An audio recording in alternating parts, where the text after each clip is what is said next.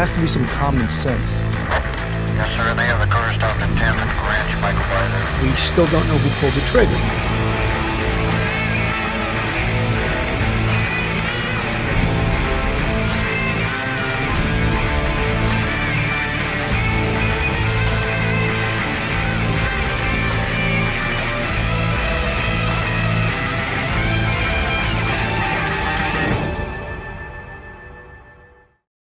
Hello, everyone, and welcome to Police Off the Cuff, Real Crime Stories. I'm your host, retired NYPD Sergeant Bill Cannon, in my secret location down in Jupiter, Florida, live from Jupiter, Florida. And we have two great guests coming on tonight. Well, one, my co-host, Phil Grimaldi, and he's coming to you straight out of Brooklyn. I won't tell you where he is. We don't want anyone looking for him as his search for cannolis all over Brooklyn. Phil, how are you tonight? I'm doing pretty good from my secure location.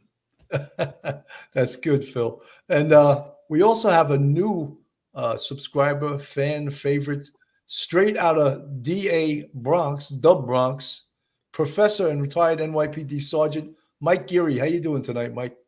Good, Billy, from my library.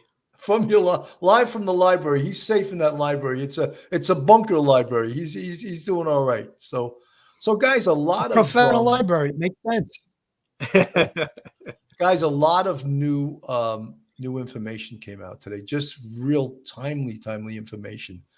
And initially, we were talking about they found out that Bryan Kohberger had been DMing, and that's computer lingo. I know some of you guys my age and older, or maybe my age and younger, don't know what DM means. It's a direct message. There is right there direct evidence that he had some kind of contact with Kaylee Gonsalves and Madison Mogen, or he tried to contact them. But why would he try to contact them unless he had some real contact with them outside of cyber world, outside of the internet? He must have ran into them, real or imagined in his mind, either somewhere in Idaho, maybe where they worked, or saw them somewhere where he became potentially infatuated with them. But now here's this real connection, which everyone, of course, now is jumping to. This could be the motive. Everyone needs to know the motive, even though we've told you a million times that motive is not necessary in proving this crime. But everyone, nonetheless, wants to know the motive. Mike, you want to talk about that for a sec? Yeah, everybody wants to know why. I mean, even I want to know why.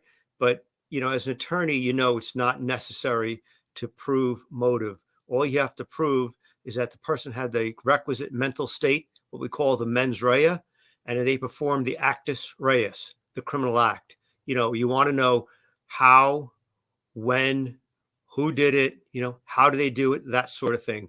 But it is important for the jury, perhaps, for them to understand the context in which this terrible crime took place, because without them knowing it, the motive, it might seem so senseless that they may have difficulty trying to figure out why, how could this happen? And so it is a question that we'd all like to answer, but it is absolutely not necessary for a criminal conviction. Absolutely. Phil, you want to weigh in on that? Sure. I think it's clear that there was some type of interaction somewhere along the line between Bryan and whoever it was he was direct messaging.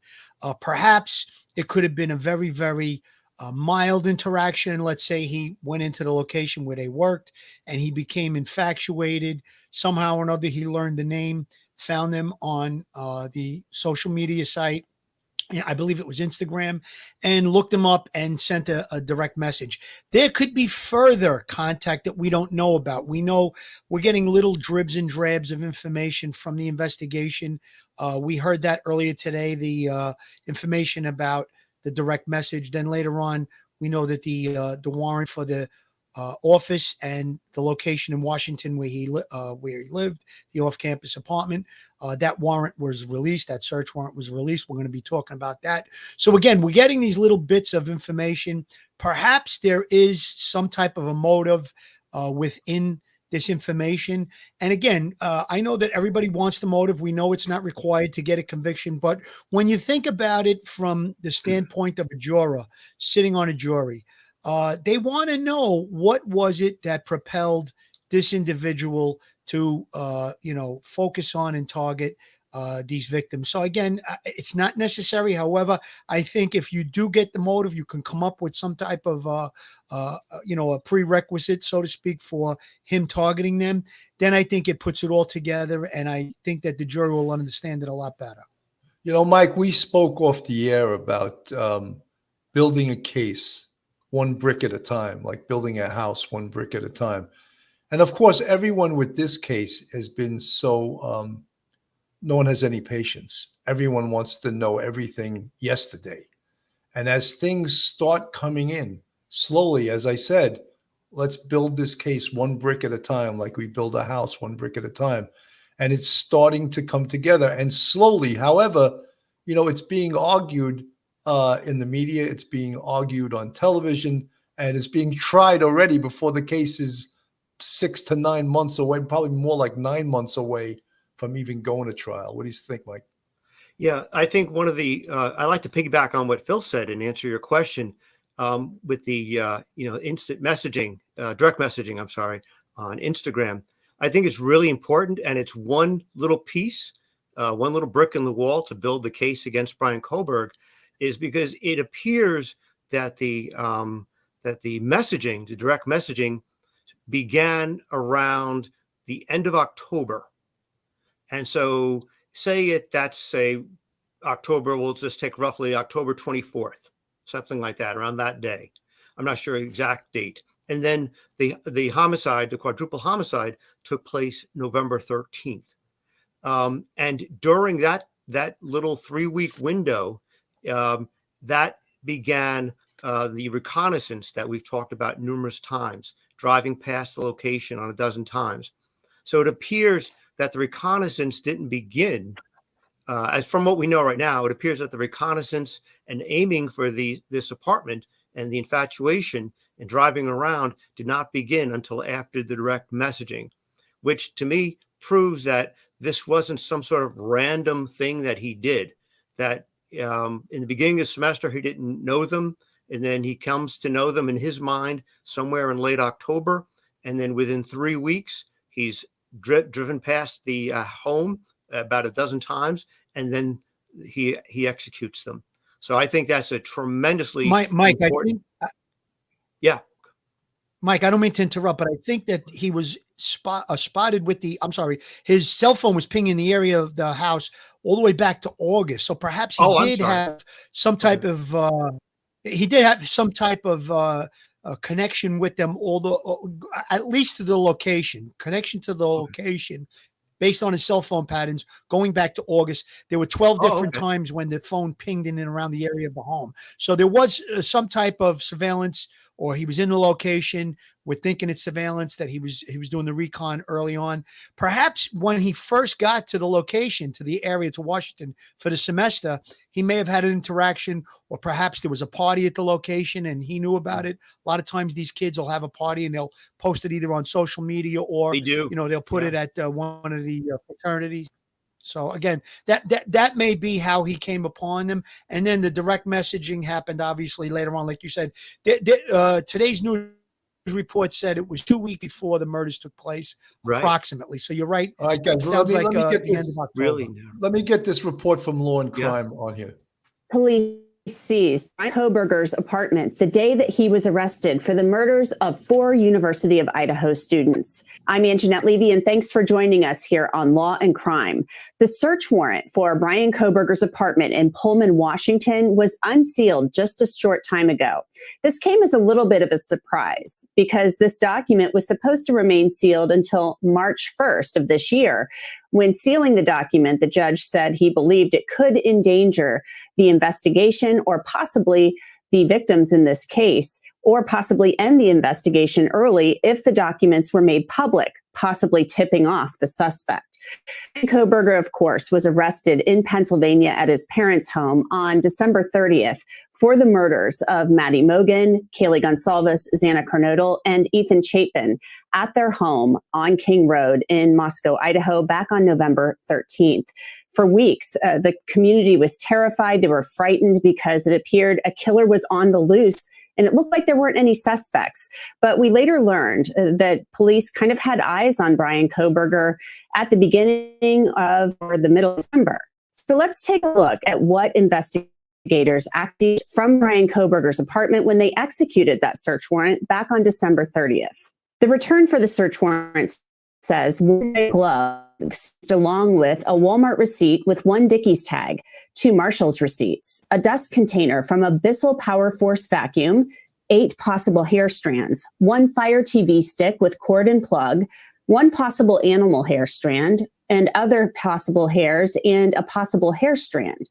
1 computer tower, 1 collection of a dark spot was taken. That was collected without testing, we believe, for presumptive blood. 2 cuttings from uncased pillows of reddish or brown stains. It says the larger stain was tested. And finally, 2 top and bottom of mattress covered package separately, both labeled C, and that there were multiple stains, and one of them was tested. So we believe it's possible that some of these reddish brown stains, or at least one of them, could have contained blood. It doesn't explicitly state that. When applying for this search warrant, police are interested in anything in that apartment, including a knife or a sheath. We know from this that a knife was not located, and the sheath was actually found under or near the body of Maddie Mogen, according to other documents that have been filed in this case. Now, they've also said they were looking for any electronic evidence connecting Bryan Kohberger to the case, including the 2 surviving roommates. We don't know what Bryan Kohberger's possible connection could be to any of these victims. The attorney for Kaylee had told me that Kaylee for the other victims in this case. I did get some screen grabs of an Instagram post, an Instagram account rather, that appeared to be linked to Bryan Kohberger on the day of his arrest. And that account was followed. Look at that right there. Now there's some real evidence of this. One of the things that I just want to say that early on in the investigation, rumors kept coming out, and the specific rumor that kept coming out was, were these kids targeted? Was the house targeted? Kaylee Gonsalves, why did she have more severe wounds than the others? And the thought was maybe she was targeted. And then we had talking heads from the FBI, from behavioral analysis, that said that doesn't necessarily mean that she was targeted, but a great deal of them did say they thought that meant that she was targeted. However, some of the leaks, believe it or not, came from Steve Gonsalves, the father of Kaylee. He had indicated that he thought she may have had a stalker, that she may have been the targeted person. So a lot of the things that we're finding out now, and we're at the rumor phase, actually now are coming out to be true. And I find that a little peculiar. Well, it's not really peculiar. There's leaks in everything, but the leaks are turning out to be true, not false leaks. Following both Kaylee Gonsalves and Maddie Mogen, it was later deleted. We will continue to follow this story and bring you any new information. So, pretty powerful, Billy, right? If you think back to when the first show that we did on this case, you and I both said that we believed there was going to be some type of a disrespect to the perpetrator, some way, somehow.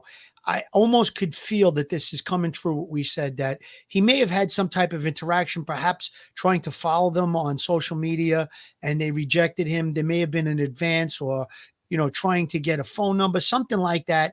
And I think that that's sort of coming together at this point. I think we were right on the right track. Our feeling was that there was some type of maybe a boyfriend, ex-boyfriend, or someone that tried to get close to one of these victims. And we felt that was going to be the perpetrator in this case. And he had this building, he was focused on them. It was building, it was manifesting inside of him. way back to August, we know the phone was pinging that area. And then on November 13th, he struck out. Yeah, I mean, I really, look, so many people have made predictions on this. I was trying to make what I considered to be a hypothesis, which is an educated guess based on our experience. And I had sort of predicted too that I had said it was a townie, someone from the town. That didn't turn out to be true. It turned out to be, well, a PhD student that was in the age group and the geographical profile that we had mentioned. However, I feel also, like you just said, Phil, that something got this guy enraged, that he was blown off by one or two of these girls. And in his mind, something just snapped. Mike? Yeah, he doesn't take rejection well at all under any circumstances.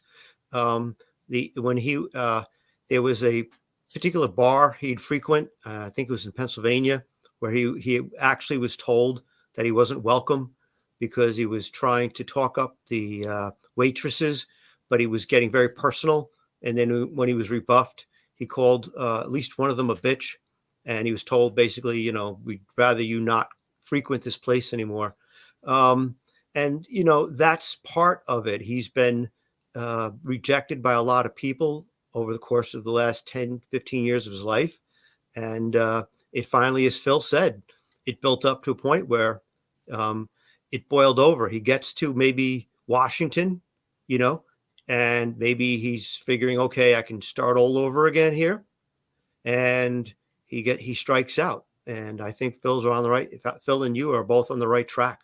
But you know, Mike, people are rejected all the time, every single day of the week, and they don't kill four people. Absolutely not. You know, right. So there was something loose in his brain. Oh, absolutely. And you know, some people have mentioned in the chat, and the whole incel argument.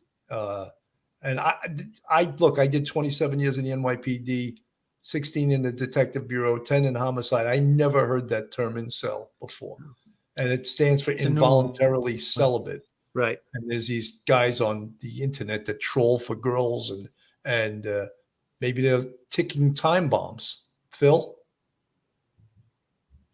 Yeah, I believe that term was never uttered in any of my presence, my time on the NYPD, 22 years.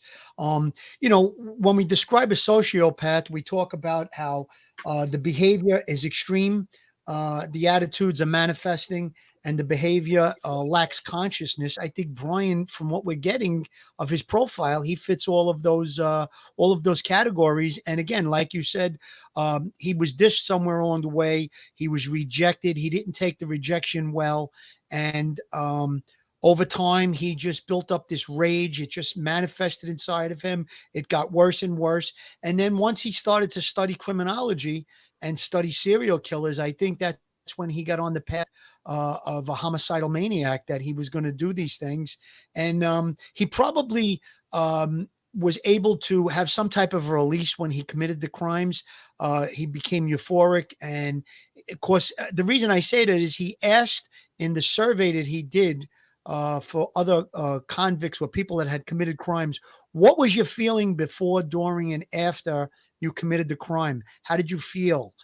So again, he was trying to reach that euphoric point. Maybe he wanted information on it. He did extensive research on serial killers and all of the things related to criminal justice and criminology. So again, he really put his head to this, I think, way in the past, that he was going to commit these crimes. And then over time, when he had this interaction that we believe may have taken place and was dissed, that's when he targeted these young children. They really are children, just young kids. Folks, someone in the chat said, well, what about all the things they removed from his apartment in the warrant? Well, obviously, those things have to be tested.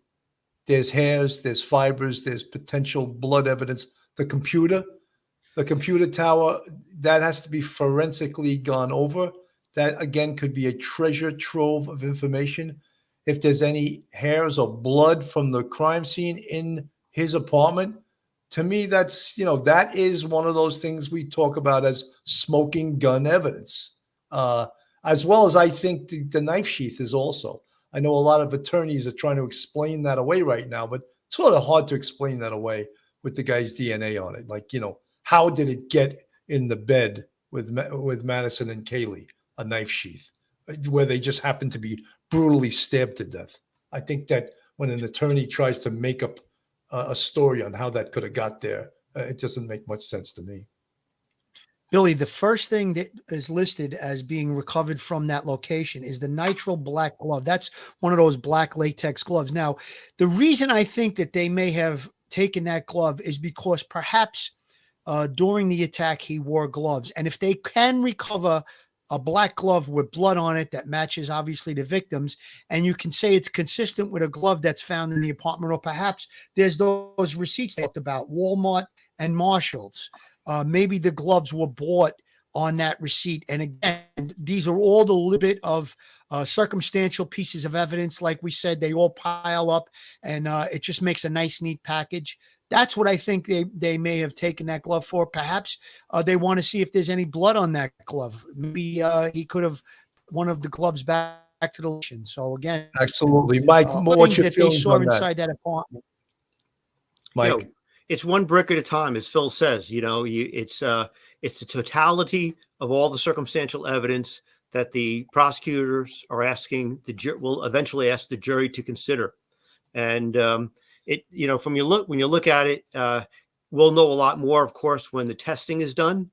But right now, he had a time to dispose of a lot of things. And I was just looking at interest when they went to the vacuum bag, because probably he tried to vacuum his clothing, I would imagine, that sort of thing. Those little things, all you need is one or two hairs from that, the home, or maybe a hair from the dog in that vacuum bag. That's all you need to tie him to that location. And you cannot explain away that knife sheath or DNA. It's just, Mike, we're also talking about multiple crime scenes. Of course, 1122 King Street is the main crime scene. Then his apartment in Washington, the car, right? His home, his parents' home in Pennsylvania, right? The garbage that he threw out in his neighbor's garbage can, right? The bodies. Each one of the bodies is a crime scene unto itself. So there's multiple, and then we have other areas of evidence, the computer, his cell phone. Right. There's so much, and we talk about, again, building this case one brick at a time, and think of all the areas, all the venues that they're going to look and collect evidence, and it's all going to point to Bryan Kohberger. And, again, he's innocent to proven guilty. I'll say that every time because that's our system. But all the forensic evidence, all this evidence, this guilty evidence is going to point toward him. Difficult to explain it away. Right. Bill, can I just follow on that? Sure. Yeah. He had a head start. And so the police investigation, they have to catch up. But at the very end, when they did actually arrest him in Pennsylvania, and they realized that he'd put the garbage in on his neighbor's property in their garbage can, disposing of it.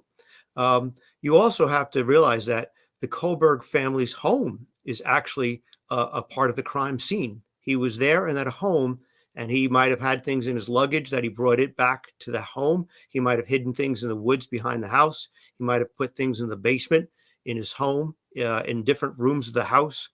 So that is a search totally unto itself right then and there.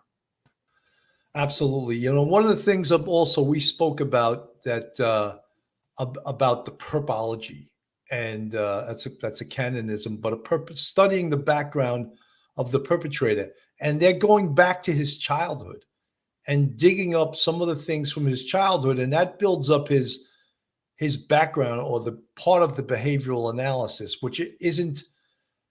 I think it really helps the prosecution more that they get ahead of this, so the defense doesn't try to use this as more or less an excuse.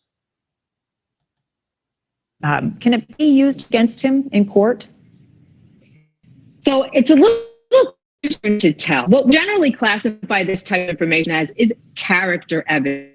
Well, a very curious world, and it's interesting to us because we want to know, as a society, what kind of person is capable of committing this horrific quadruple murder. But from an evidentiary standpoint, at this time, it has, when I say that for a couple of reasons. Number one, character evidence in general usually can't come in and be used against somebody just to prove their propensity to commit a crime unless it shows something else like motive, common scheme, etc. And what we know so far about Bryan Kohberger is he has no criminal history.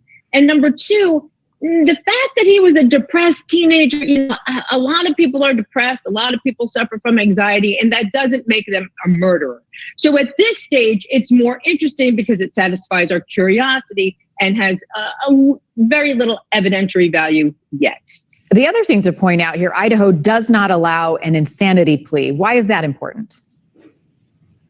I think that's huge because number one, Bryan Kohberger is not going to be able to plead not guilty by reason of insanity, but it may help him. So let's fast forward and read the tea leaves. Let's say Bryan Kohberger had some sort of break with reality. Let's say he had untreated mental illness and it led to him committing these crimes. And we are so far away from that, but we're hypothesizing. Well, what this information may do is offer what we call mitigation. And why is that important? Because mitigation may actually save Bryan Kohberger's life if found guilty and there was him put to death as punishment. This type of information may come in and persuade the jury to not, or the trier of fact to not institute death penalty against him, but with that possibility of if. One of the things that, and Phil and Mike, you can weigh in on this. One of the things I'm hearing some of these talking head attorneys saying is the possibility that Bryan Kohberger could testify. I think there's a 0 times 1,000 chance of him testifying. I think there's no chance of him testifying. If he testified, it's almost certain conviction and certain death penalty, I believe, because there's no way he can skirt around all this evidence. So I believe when they start talking about, he might testify, he's not going to testify. He'll never testify, in my opinion. Had he gone on the stand at any time, the minute that he gets on, they're gonna rattle him once they start asking, how did your DNA get on the knife sheet? All the different things about his cell phone being the location, video. I don't think it would take much to rattle him. Very, very little, probably. Mike? Yeah, Billy, because Idaho doesn't have the plea of not guilty by reason of insanity, he won't testify. Absolutely, I agree with Phil. If they had it, he could get up there and talk about his life and things like that as a kid. They don't have it in Idaho. He's not going to testify. And if he is found guilty and on all 4 counts and he's facing the death penalty, then he might be able to get up with his attorney's help and be able to talk to the jury about his life, and being rejected and all that sort of thing. But it wouldn't do him any good. He would have to, as Phil said, he's going to be rattled. Very first question out. How do you explain your sheath, your DNA right there at the scene? And that'll be the highlight. It'll go downhill from there. And the district attorney will be able to review each and every bit of evidence with him sitting there on the witness stand, 10 feet from the jury. No way, no how is he going to be testifying. Absolutely. If he's found guilty. Right. A lot of ifs here. And we know, which is not until June, will we see this preliminary hearing. Who benefits more, the defense or the prosecution, and extra time to prepare? I have been scratching my head for 4 days trying to figure out why the defense would give the prosecution 6 months to essentially help build their case. It is so unusual. I have a couple of theories on opposite ends of the spectrum. Number one is perhaps Bryan Kohberger has said to his defense team, I am not guilty, but proving me not guilty or finding me not guilty is not enough. I need to be exonerated so that after this trial, I can go have a life. Because right now, think about it. If Bryan Kohberger was just found not guilty and he goes to apply to some corporation as a salesperson, he's never never going to get. Never be saying, take all the time you need. You need to find out who really did this. On the other end of the spectrum, he could have said, yeah, I am guilty. And now it's your job to save my life. So get on my higher mental history, and we're going to put this to committee and not have the death penalty on the table at all. Those are two diverse hypotheses. And again, just hypotheses, but why the defense gave the prosecution this much time when we know the prosecution doesn't have all the puzzle pieces? Right. No, this. I totally agree. I mean, I think that the only thing he could possibly try to do is to save himself from the death penalty. And again, I'm talking as someone that believes he is guilty. And again, he's innocent to proven guilty, but there is already so much evidence, and they haven't even presented a quarter of it yet. You know, Billy, if he gets on the stand, which we said we don't believe that's going to be the case. I mean, if a prosecutor wants to rattle him, he starts to ask him about his childhood. Were you ever called fat? Were you ever picked on? Were you ever bullied? Get into his psyche of the things that enraged him. And I'm sure it wouldn't take long before you'd get some trigger responses back from him. And again, that's why I don't see him testifying in the trial. As far as him trying to avoid the death penalty, I think convicting him and then maybe at the sentencing stage, that's when you could probably leverage him to tell what he knows about it, what his reasons were. Although it sounds like they have so much information, evidence, they may be able to figure out all of his moves, and they may not need that. And they may just go right ahead for the death penalty. Christian Cure, thank you for the $5 super chat. She says, Idaho has a diminished capacity option. Maybe that would save him from the death penalty, but it's not going to save him from life without parole. Mike? Yeah, I think like Phil said, he could testify if they find him guilty and they come to the penalty phase, and the same jury who heard all the evidence is going to be trying to figure out now. It has to be unanimous. What's going to happen to him? Life behind bars without possibility of parole, or the death penalty? He can get up there and he can testify, but he's going to be, cross-examined and rattled, and he'll have to do the best he can. But his attorney is going to have to bring up all of the insults and everything that he always felt growing up, and this association with his family as some sort of mitigating factor to please save his life and give him, life behind bars rather than the death penalty. Would it do much good? Well, if you don't have one person who's been murdered, you've had four beautiful young, as Phil said, children. They're 20 to 22 years old. Four of them. How much good would it do? I don't know, but that's the only way I can see him getting up on the stand and testifying at all. Absolutely. Folks, this is Police Off the Cuff, real crime stories. If you like real crime from a police perspective, you're in the right place. And if you're not subscribed to us, please go on our YouTube, hit that subscribe button, give us a thumbs up, and ring that bell. It's free. Make comments. Share us with your friends. We love to answer comments. We love to hear from our subscribers, our friends, our guests.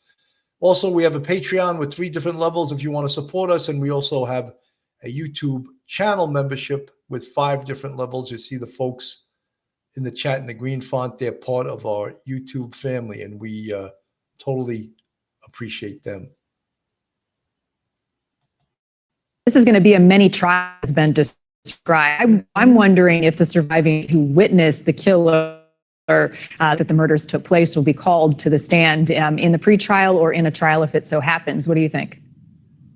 I'd bet my bottom dollar on it. I bet you absolutely, because that's a very piece of, when we look back, why did call 911? Why did she lock the door and go to sleep? What did she see? Why? It's an odd piece of evidence, and it's going to be challenged. I'm not personally challenging her. I believe her, but as a defense attorney, you have to challenge that evidence. And I'm sure the defense team will, and that will mean calling her to the stand and grilling her on what exactly happened and what she remembers. Right. And having her look him in the eyes, strapped bushy eyebrows with a black mask, walking through a dark hallway. Scary stuff. Right.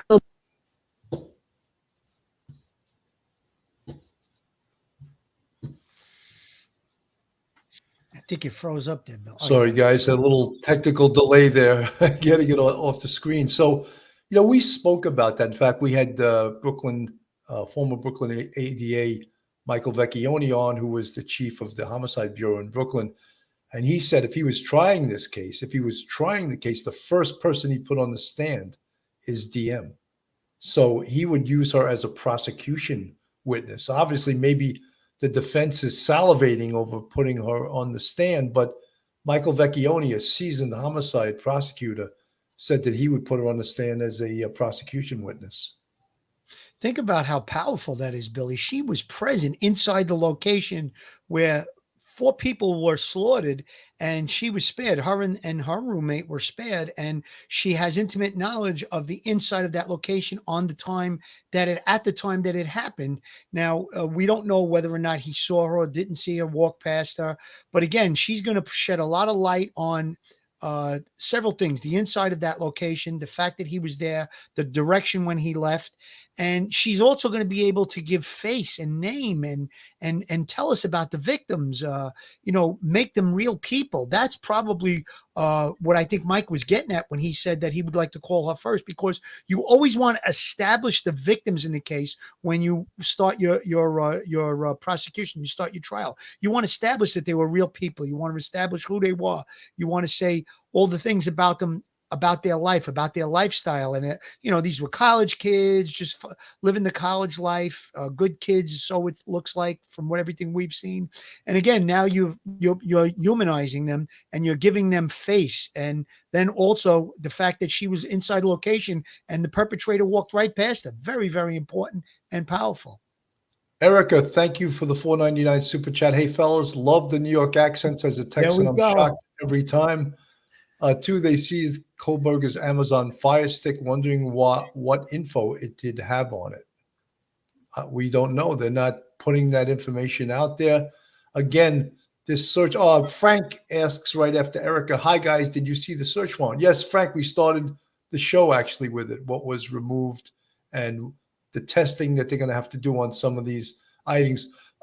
Someone today, I criticized the Boston accent. I apologize to that poor person. I'm sure to a lot of people, our accents are just as bad as we may think the Boston accent is. Listen, we had a police commissioner with a Boston accent. That's right. We had Bill Bratton was always this department. He's pack that car over there.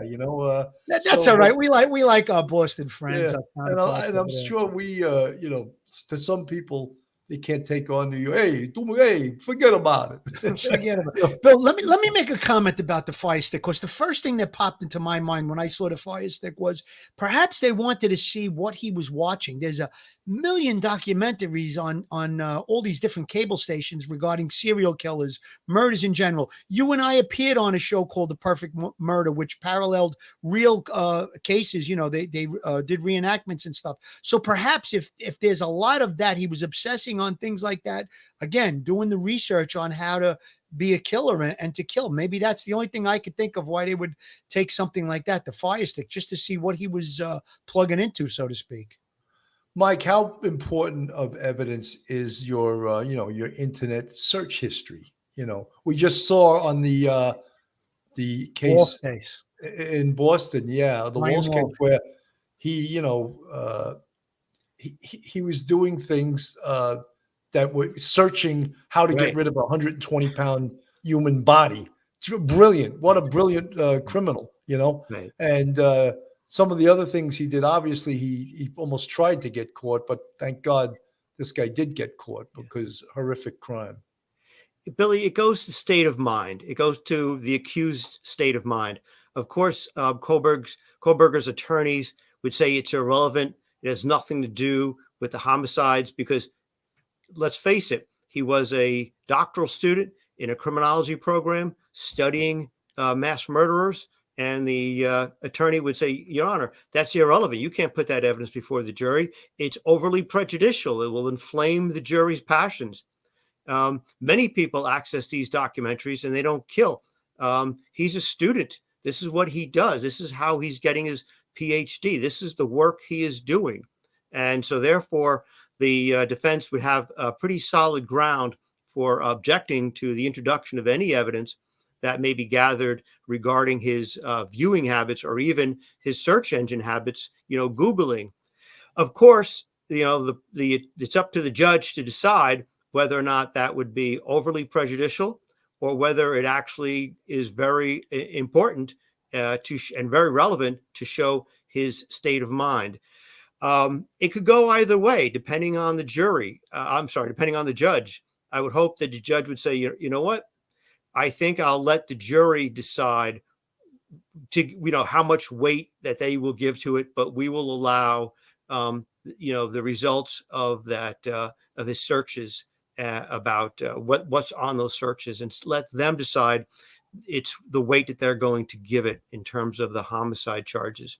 But well, Mike, doesn't the judge have to be extra careful in how they apply the law, because this is a death penalty case? Sure. And the chance that it will get appealed if the death penalty is given as a punishment is almost 100% chance it's going to get appealed. Yes.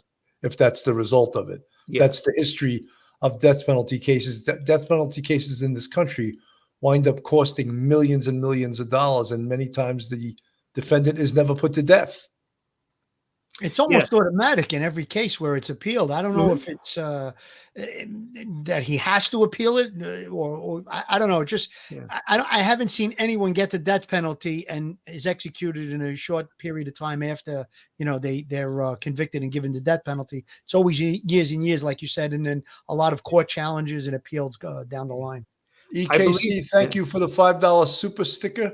I want to play a little bit of this. This is the public defender from Pennsylvania, who represented him in the hearing where he waived extradition, and he was on Cuomo, I believe it was last night, and we're going to play a little bit of this and see what he has to say. And in the context of the situation, the man is an intelligent man, Bryan.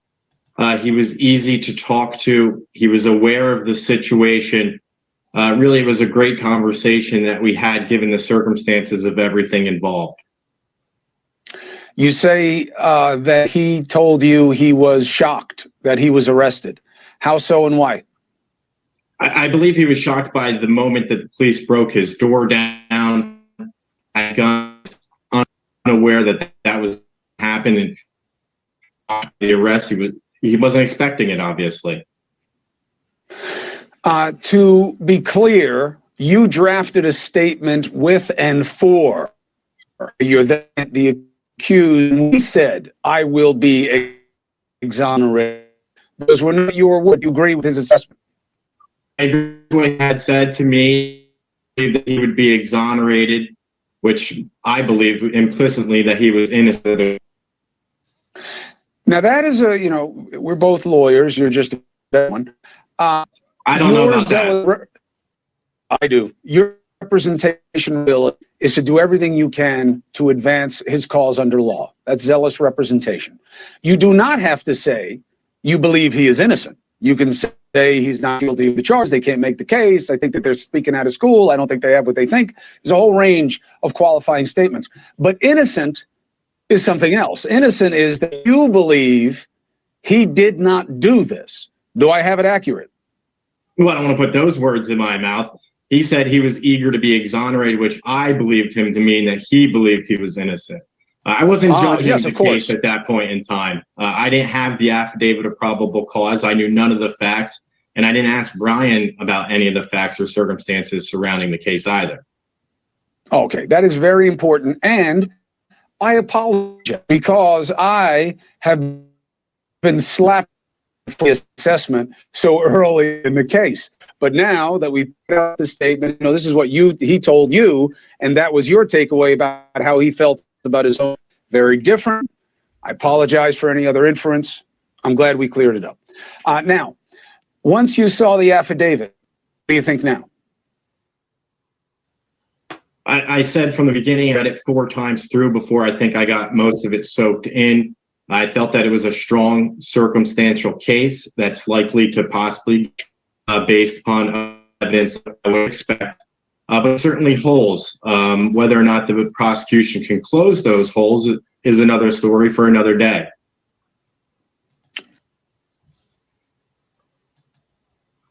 Very interesting, Mike. You know, it's not often that you hear a defense attorney say that in reading the probable cause affidavit, it sounds like a pretty strong case. Thoughts? Yeah, I think he's just being very candid. I watched the interview with Mr. Como several times. You know, his job when he met Kohberger was just to cover him for the hearing, the extradition hearing. He wasn't. It's not about determining guilt or innocence or probable cause or not. It's about is a single hearing in Pennsylvania to see if he gets transferred back to Idaho. That's it. So he wanted to be very limited. He didn't want to get into any statements. And he even said at one point in the interview, he cut off Kohberger several times when Kohberger began to talk about the case. And, you know, his job is to zealously advocate for his client at that hearing, but he also does not want to do anything that would, diminish Kohberger's defense going forward. So I'm glad he didn't comment on the substance of the charges. Reading the affidavit, it's pretty eye-opening experience. And he said he took 3 times before he got it all, and very comprehensive. And I think he's just being very candid that, hey, this seems to be a very strong case. You know, Mike, one thing I want to ask, and this is probably the most difficult question for an attorney to answer, because there's secrets in the attorney business, just like there is in a law enforcement business. What does an attorney do if his client, say Bryan Kohberger, tells his attorney, "Yeah, I did it. Now get me off"? What does an attorney do?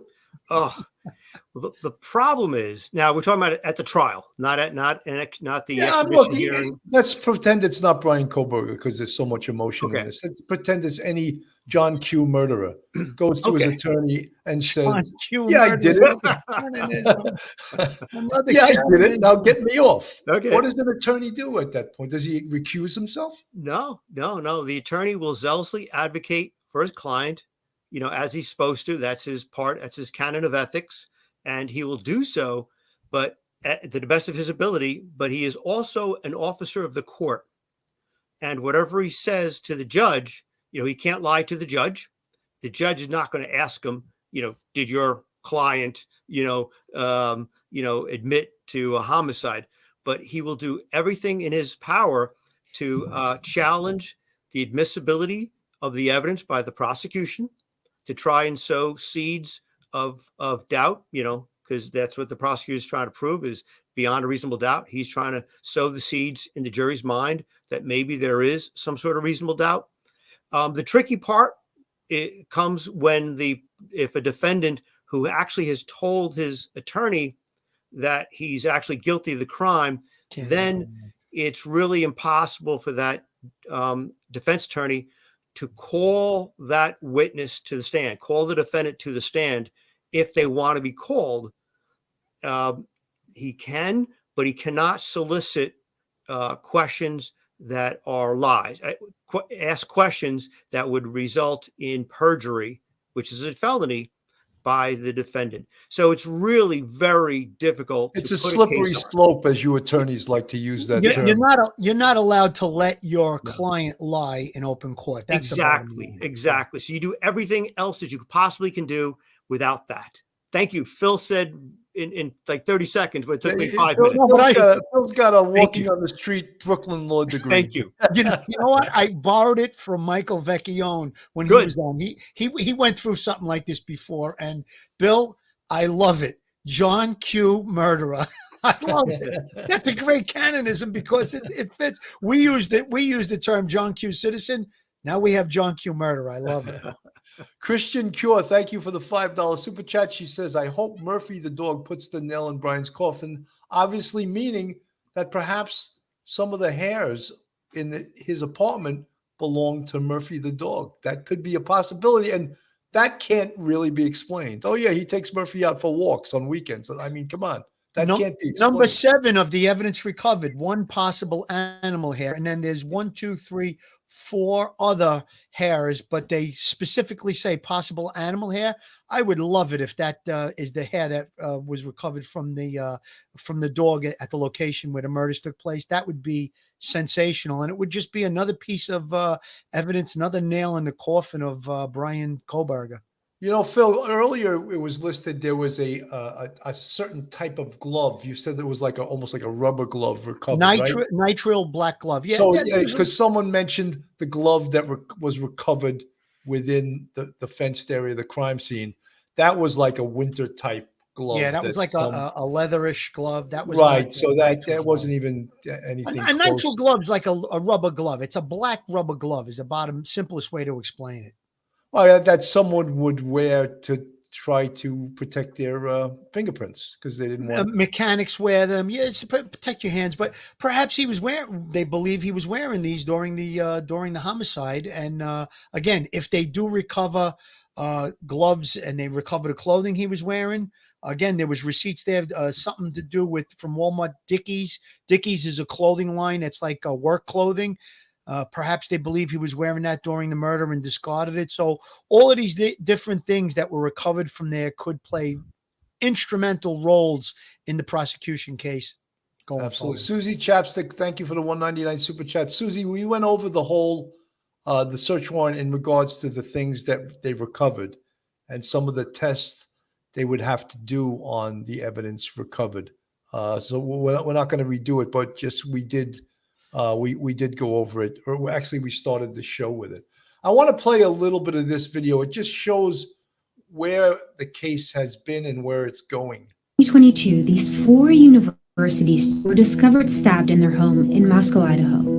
Local police described the case as very complex, and it took more than 6 weeks for a suspect to be arrested. We pieced together information from a case affidavit released by authorities, verified publicly available evidence, and pulled in ABC News reporting to create a visual timeline outlining significant events in this case. I'm Emmanuel Saliba, a senior reporter with ABC News. It's around 9 p.m. local time on Saturday, November 12th in Moscow, Idaho. According to an affidavit released by authorities, Zana Kernodle and her boyfriend Ethan Chapin are seen hanging out at the Sigma Chi house. It's about a 5-minute walk from their off-campus house on King Road. Zana's roommates Kaylee Gonsalves and Madison Mogan are at the Corner Club. It's a historic sports bar in town. They stay at the bar for about 3 hours, according to an affidavit released by authorities. And around 1:30 a.m., Haley and Maddie leave the corner bar. Next available images we have of them are this surveillance footage obtained by ABC News. They're heading towards a local food truck, which is about a 6-minute walk from the bar. Police say this man with them is not a suspect.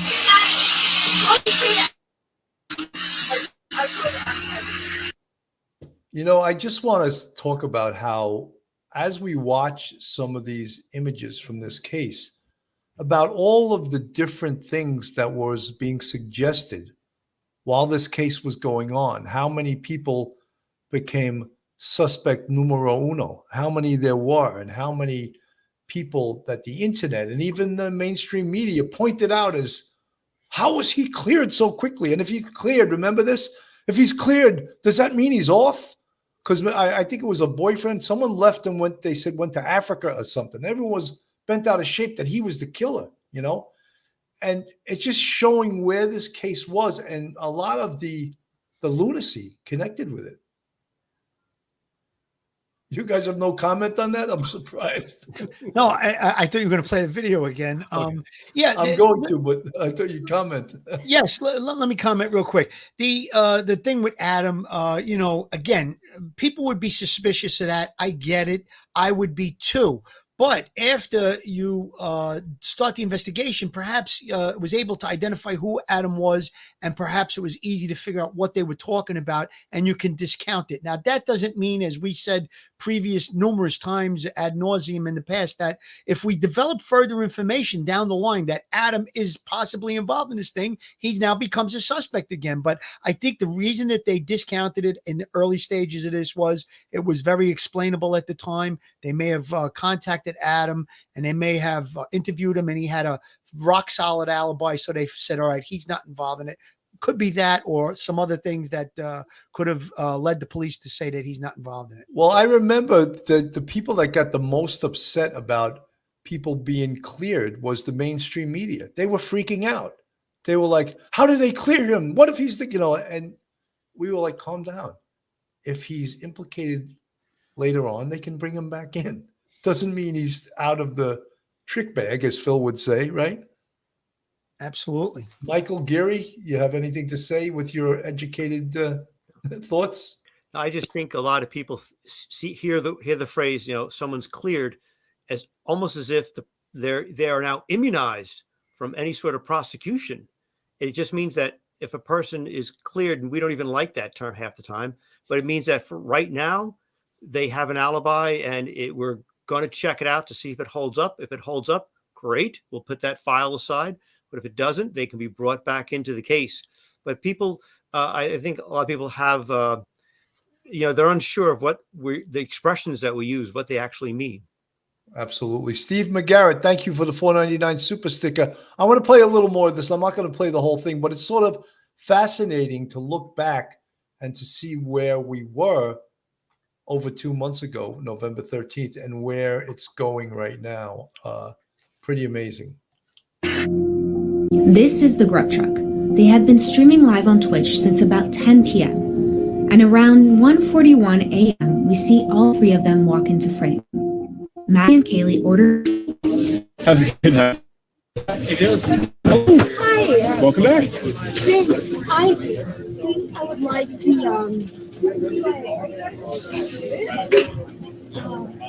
Oh my God! There's Hoodie Guy. Hoodie Guy was suspect numero uno. Also, remember that?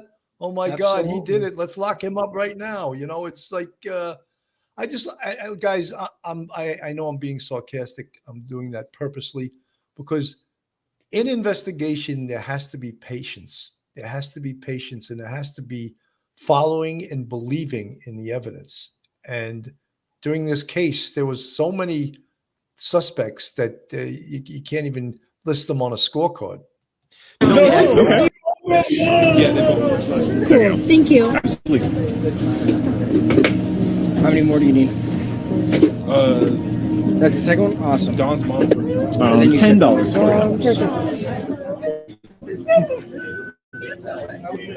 Cool. Thank you. Thank you very much. Wait around for about 10 minutes. Around 1:51 a.m., they grab food from the truck window and walk out of frame. Police confirm that at this point they get picked up by a car service, and about 6 minutes later, they arrive at home on King Road. According to an affidavit, Ethan and Zana are already in the house along their roommates. 2:47 a.m., according to police, a phone belonging to the suspect, Bryan Kohberger, stood in the cell network in Washington. We discussed that numerous times. We spoke about that thing called geofencing. Having his phone go out of the network and be turned off is almost as powerful evidence as the phone being on during the whole event, because it shows that he is planning. This is premeditated. He's turning his phone off because he knows when this is over, that's one of the ways police are going to track him. Phil? Billy, how many times do you turn your phone off? And I guess there's a way to tell how many times he turned his phone off in the past. So that would be something that when that is, presented at trial, it's going to be pretty powerful. Why between the hours of 2:57 a.m. and I believe it was around 4:30 or so was the phone off? He would have to explain that. And again, it's going to be some more circumstantial evidence. One last comment about Hoodie Guy. When Hoodie Guy, and the mainstream media is guilty of this, when that video was initially played of Hoodie Guy, it was about a 15 or 20-second clip. It looked extremely suspicious to me. However, when you sat and watched the whole video, which was about 8 or 10 minutes long, and you saw that Hoodie Guy was interacting, it didn't seem suspicious at all. However, they put out that 10 or 15-second video taken out of context, and the whole United States thought that Hoodie Guy was the perpetrator because it looked like he was lurking and possibly stalking Maddie and Kaylee. And again, there you have it. The mainstream media, they just put that little snippet in there, and Hoodie Guy's the perpetrator. Thank God the mainstream media are not the police, are not doing the investigation. They can do after the fact investigations, but I remember someone referred to the bartender as the infamous Adam, the infamous Adam. That was Cuomo that said that. Yeah, I was like, how did he become infamous? What did he do? He didn't do anything. How is he all of a sudden infamous? His name was uttered, and that was it. He was infamous. Crazy, right? Absolutely. So we're just like sort of reporting on this as how this gets out of control. It gets really ridiculously out of control that, you know, people are making up things in this real highly charged investigation. Kaylee playing with her dog in the room on the 3rd floor. She also hears someone say, "There's someone here." 4:04 a.m. Authorities say the white sedan is seen driving into the neighborhood a 4th time. That is such powerful information there, Mike, that the white sedan, the Hyundai Elantra is seen and it parks behind the house. I mean, is that not ridiculously powerful evidence? Oh, he's got nowhere to go with that because how do you explain, driving around 4 times around a location where somewhere after between 4 and 4:15 in the morning, 4 young people are slain, and he's got no one to visit in that location. He doesn't have an alibi witness to say, "Oh, Bryan was visiting us and we live only down the block and he's visiting us and we're having a party here." That's it. That is very powerful circumstantial evidence of his consciousness of guilt and getting himself. Mike, we love that expression, consciousness of guilt. In fact, Phil and I both feel like we took a college course, and if that was all we learned the whole semester, it was worth the price of admission. That was it. That's a Garyism. Well, I'm surreptitiously trying to get you guys. Surreptitiously, Smooth Criminal Podcast. My theory is the Adam vid was leaked by law enforcement to feed the sleuths and let them get on with their investigation. If it wasn't deliberate, they should do it in the future. Smooth Criminal Podcast. Thank you so much for the $10 super chat. I don't know if that's true or not, but thank you for the $10 super chat. Let me play a little more of this. This is 4:12 a.m. According to phone records obtained by police, Zana and using TikTok. The affidavit states that the same surviving roommate says she hears what sounds like crying coming from Zana's room. She opens her door a second time and says she hears a male voice say something to the effect of, "It's okay, I'm going to help you." Now, Mike, that's unclear to me, and I believe that is the perpetrator's voice. But it hasn't been clarified that is absolutely the perpetrator's voice. But I believe it is. The only other thing it could be is Ethan's voice. Yeah, reading over the affidavit after it came out several weeks ago, I kind of thought it would be Ethan's voice. Now, my belief is that I'm thinking it's not Bryan Kohberger's voice, only because it suggests "I'm going to help you," and I thought my impression was that it's Ethan, seriously mortally wounded, trying to give some aid and comfort to his girlfriend, who is also probably at this point has been attacked. That's what I thought. And then you talked about it possibly being Kohberger's. It's very interesting that that DM, the surviving roommate, could not identify the voice or did not identify the voice for the police at that point. It's hard to tell. We can make a good case either way for whose voice that is. See, I thought it was the work of a criminal that would be trying to fool someone to think like you're not in danger. It's okay, I'm going to help them, Maybe. And rather than Ethan potentially being mortally wounded and maybe even not being able to speak at that point. Maybe. Yeah. So, and we don't know. It hasn't been confirmed. But I thought it would have been interesting to see if, remember, we spoke about doing a voice lineup as well as it's unclear also the type of mask that the assailant was wearing. Was it a COVID type surgical mask, or was it a mask that covered more of his face? Because if it just covered from the bridge of the nose down, there's a potential that the perpetrator could be picked out in the lineup. Billy, I'm leaning towards the voice being Bryan. I'm going into your camp, and the reason I feel that is because if she was familiar with Ethan and Zana, perhaps she would have said it was Xana that said, okay, I'm going to help you, or Ethan that said that, so that's why I believe it's going to wind up being Bryan. And perhaps he started to attack one of the victims and then started to attack the other one. And the other one was maybe crying out for help or, struggling to breathe. And that's when he said, it's okay, I'm going to help you. I know that sounds horrible. It sounds very, very violent, but you have to figure out or try and think what would be the reason that someone would be uttering that statement. I think Mike covered it. It's possible that it could be one of the two victims, but I'm leaning towards it being Bryan. At 4:17 a.m., this security camera on a neighbor's home picks up distorted audio of what sounds like voices or a whimper, followed by a loud thud. A dog can also be heard barking numerous times. This camera is less than 50 feet from Xana's bedroom. The affidavit states the surviving roommate then opens her door a third time. She sees a masked man walking past her towards the sliding glass door in the kitchen. In frozen shock, she locks her door. 4:20 a.m., police say the white sedan is leaving the neighborhood at a high rate of speed. 5:25 a.m., authorities say that same vehicle is seen on 5 cameras back in the Pullman area where the suspect lives.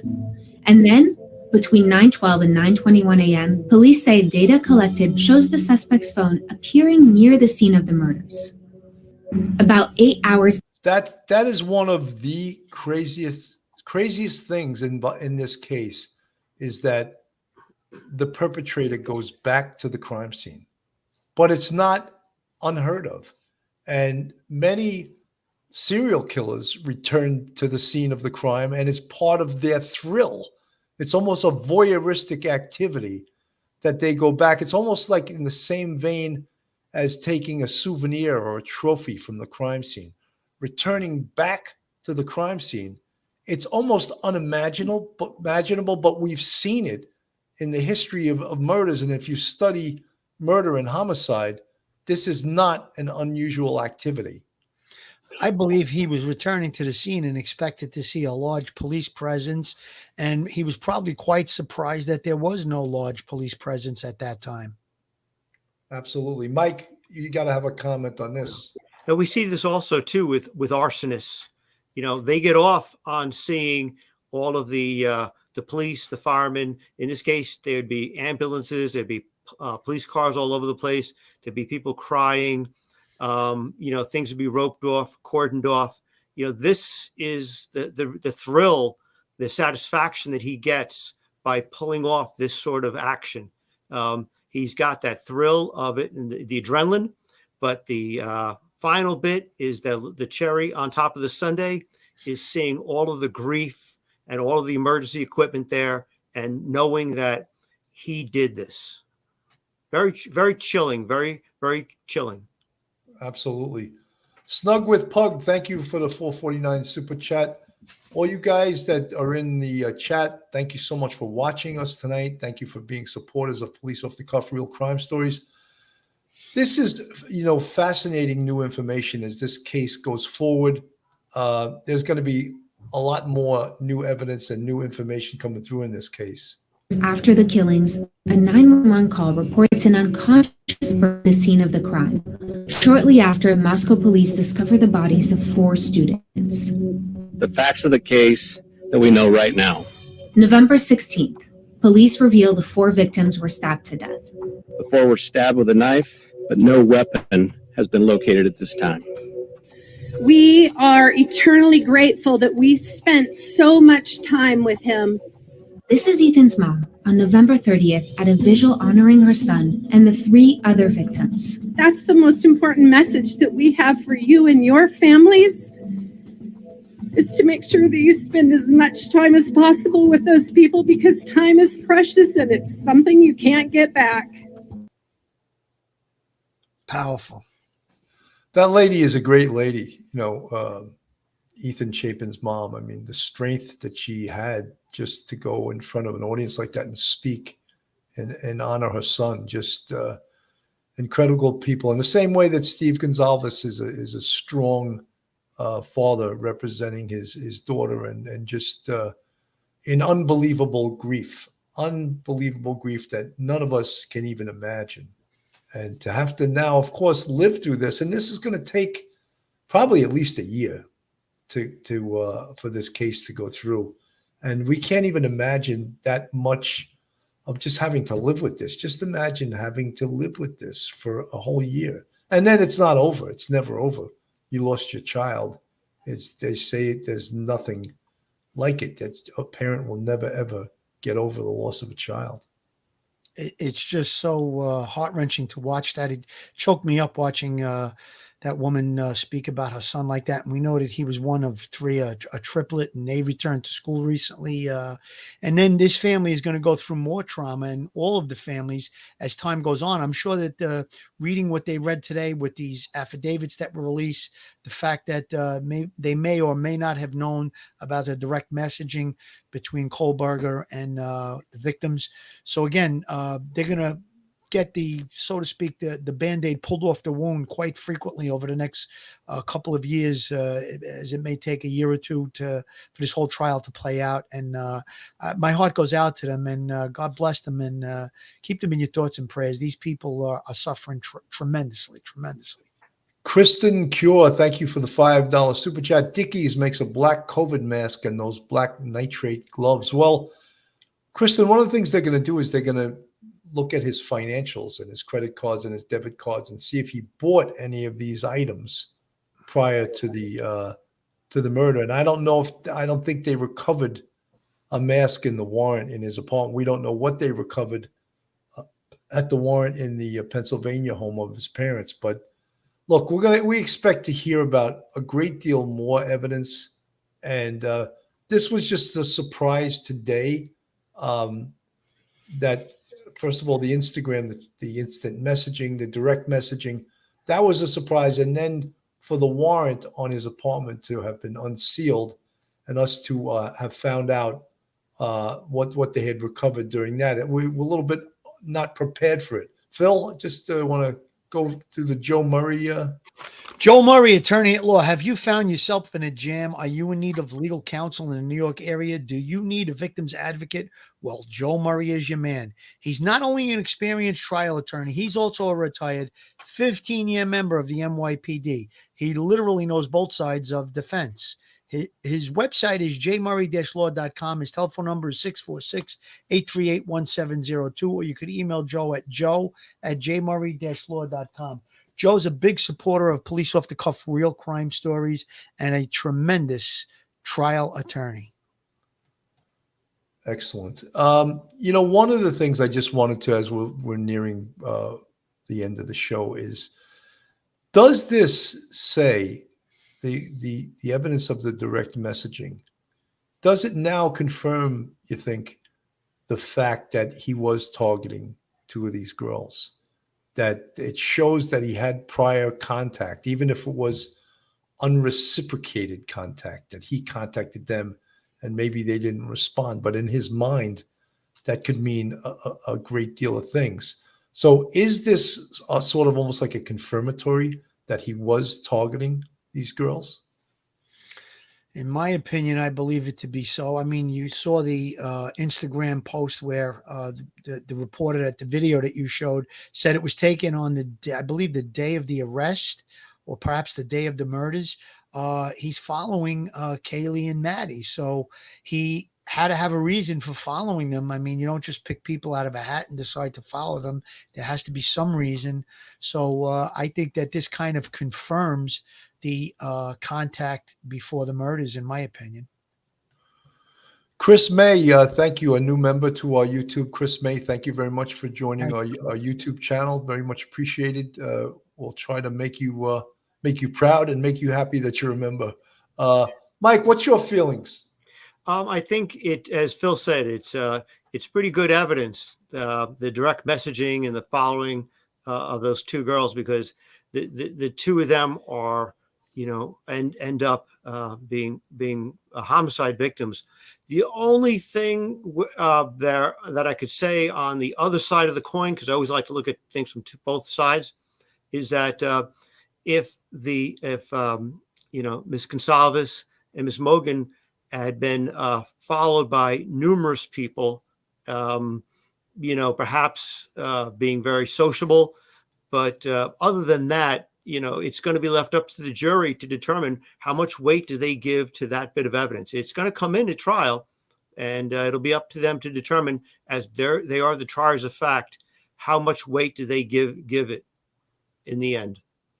Absolutely. Someone said in the chat that the direct messages were the only evidence of prior contact. But what we know is we have evidence of contact after the murder, his DNA on the knife sheath that was left in the house. So the police and the investigators, the FBI, the Idaho State Police, they may have more evidence that there was prior contact. But now we, the public, and us talking heads on YouTube and content creators, we're finding out almost accidentally that there was prior contact through a leak from an investigator. So I have to believe that the investigators have a lot more information that we're not privy to. Phil, final words. Final words. As it appears to me, the noose is slowly tightening around the neck of Bryan Kohberger with all these little bits of information that are coming out. And I really believe there's a mountain of other evidence that will come out at trial. Like we said, we're putting this together brick by brick. We're building a house. Just more and more evidence pointing towards his guilt. Let's keep our fingers crossed, hope and pray that we're going to get the justice that these 4 victims deserve. Ethan Chapin, Madison Mogan, Zaina Kernodle, and Kaylee Gonzalez. We've mentioned Brian's name many times. I thought it was proper to mention the victims' names. 100%. Mike, final words. Just for the viewers to be patient. It takes a long time, as Phil says, to build that house. But each and every day, you just tighten that noose just a little bit more until the day of the trial. Just be patient, and we'll hopefully get justice in the end. Folks, I think that the case is in a good place right now, and I understand that they're still building this case. They're building a strong case against them. You heard that one attorney say she has no idea why the prosecution allowed 6 months of preparation for the defense. That's a long time. And as I said earlier on, they don't have to be back in court till June 26th.